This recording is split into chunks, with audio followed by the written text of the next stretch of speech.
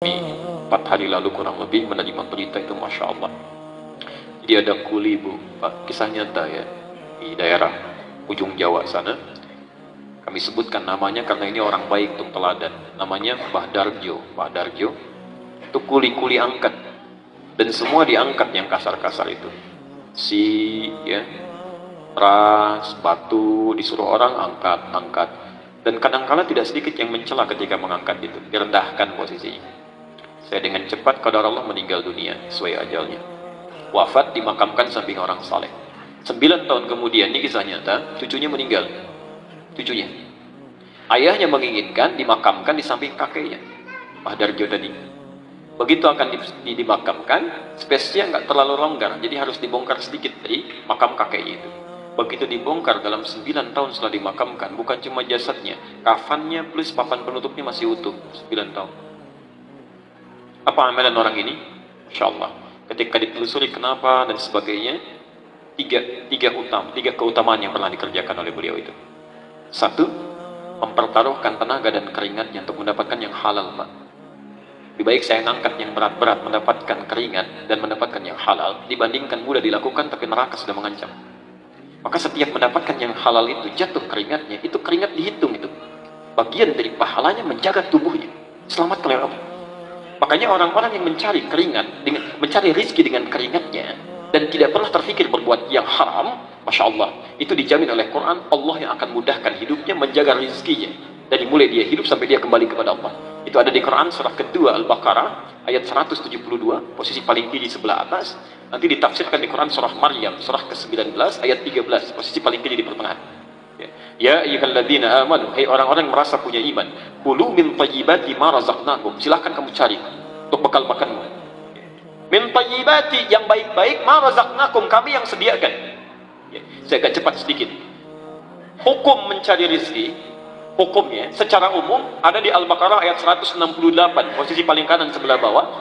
Itu umumnya kalimatnya mengatakan begini, ya ayyuhan nasu, hai manusia, kulu mimma fil ardi halalan thayyiban, silahkan cari rezeki, dapatkan untuk kebutuhan makan yang halal dan baik. Cara dapatnya halal, dibelikan yang terbaik untuk kesehatannya. Tapi ketika mengatakan pada orang beriman, kalimat halalnya dibuang, Pak. Silahkan cek, ya ayyuhan nasu halalan thayyiban, ya ayyuhalladzina amanu, ketika menyebutkan iman, halalnya dibuang. Kulu min thayyibati ma razaqnakum, silahkan cari yang baik-baik, kami sediakan, bukan kamu yang capek mendapatinya. Kenapa kalimat halalnya dibuang di ayat ini? Kata para ulama, karena orang-orang beriman itu dengan iman ada dalam jiwanya akan otomatis membimbing mencari yang halal. Jadi kalau ada di sini mengaku beriman, beragama Islam, tapi masih memikirkan yang haram, maka ada masalah dalam imannya. Ada masalah, itu dijaga. Saya mohon maaf. Yang kedua, itu sabar dengan ujian. Begitu cari, dicela, gitu kan? Direndahkan, alhamdulillah. Bukankah bersabar dalam ujian mendatangkan pahala? Apalagi saat dicela, oh Masya Allah, itu gratis, Bu. Dia jangan marah kalau sedang dicela, itu memindahkan pahala. Hadis Muslim, nomor hadis 5611 dari Abu Hurairah. Betul, hadza min hasanati wa hadza min hasanati.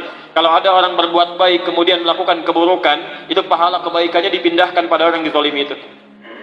Ada orang sholat, selesai sholat mencela orang lain yang belum sholat. Tuh lihat. Baru ngambil wudhu aja belum, kita udah jamaah kan? Alhamdulillah, ya kan? Nah, itu ketika mengucapkan kalimat itu, maka pahala sholatnya pindah pada orang bersangkutan. Selesai. Masya Allah, berapa banyak pahala yang dapat oleh orang tadi. Yang ketiga ini yang belum bisa saya lakukan sampai hari ini pun, Masya Allah, beliau mengikuti sunnah-sunnah orang-orang soleh sebelumnya, salafus soleh. Ibu, bapak sekalian, ini bocoran sedikit ya antara kita aja di sini hari ini. Ada kebiasaan amalan dari sahabat Nabi sampai generasi setelahnya. Kalau sebelum tidur, itu suka punya amalan-amalan khusus dari petunjuk Nabi.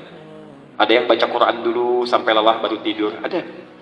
Kalau ibu bapak, misal ya, nanti dalam waktu senggang baca kitab Imam An-Nawawi, kitab At-Tibyan, Terbitan Darun Nafais, itu yang warna kuning, ada 187 halaman, posisi di halaman ke-46, paragraf yang kedua, baris yang ketiga sampai baris kelima. Itu dikisahkan oleh beliau, ada seorang salaf yang kalau mau tidur, itu baca Quran dulu, Pak. Ya, biasanya baca Al-Baqarah. Satu waktu tertidur, Al-Baqarahnya belum kebaca. Itu tiba-tiba tengah malam bangun, terkejut dia mimpi, temannya sampai kaget. Masa bakatnya kamu kenapa? Kata orang ini, wallahi laqad latahatil Baqarah. Saya mimpi tadi, saya diseruduk Al-Baqarah. Saking seringnya baca ayat itu sehingga menjadi bagian dari hidupnya. Ada yang sebelum tidur itu suka memohon kepada Allah membebaskan dari sifat iri hati, lalu maafkan kesalahan orang. Ada. Itu di Musannaf Abdul Razak, nomor hadis 20.559, ya, jilid ke-11 halaman 187 dari Anas bin Malik. Itu disebutkan oleh Nabi besoknya sebagai ahli surga. Ketika kata Anas, bainama nahnu julusun 'inda Rasulillah. Ketika kami sedang duduk-duduk bersama Rasulullah di Masjid An-Nabawi, fa idza yaqul, tiba-tiba berkata, sayatlu 'alaikumul ana min hadzal fajji rajulun min ahlil jannah. Sekarang akan nampak pada kalian di pintu yang ini seorang lelaki calon penghuni surga. Fa'idha rajulun min amsarin, tiba-tiba yang nampak seorang lelaki Ansar. Tanqudhu lihyatu min atharil wudu, janggutnya masih basah dengan air wudunya, tangan kirinya memegang sendal, masuk ke masjid 3 hari berturut-turut yang disebutkan orang itu saja yang muncul. Diikuti fatabi'ahu Abdullah bin Amr bin As, diikuti oleh Abdullah bin Amr bin As ke rumahnya. Ya, fabata fihi 3 ayyamin, maka menginap di rumahnya 3 hari.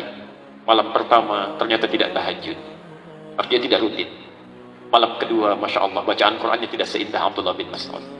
Abdullah bin Mas'ud itu kalau baca Quran lupa, itu malaikat turun.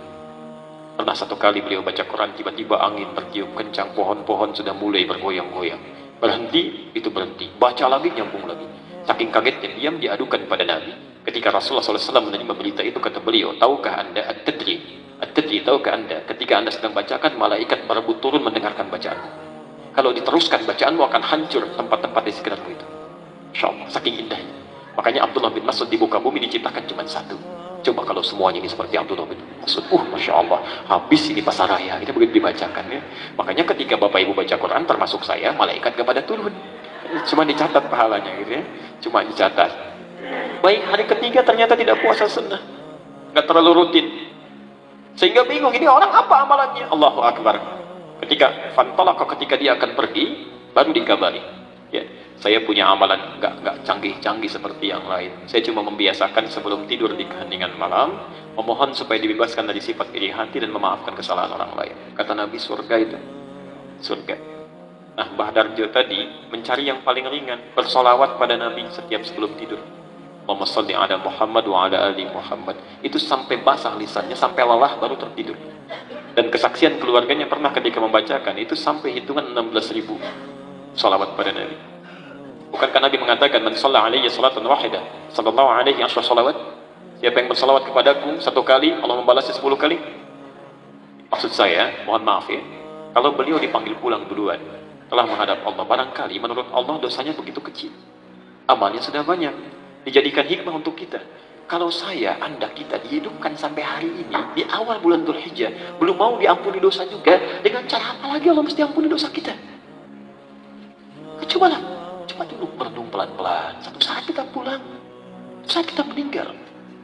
Dunia aja begitu dicari luar biasa, berangkat gelap, pulang gelap, dikumpul-kumpul. Apa anda pikir akan dibawa ke akhirat? Tidak. Jadi yang sementara aja begitu serius, kenapa yang hidup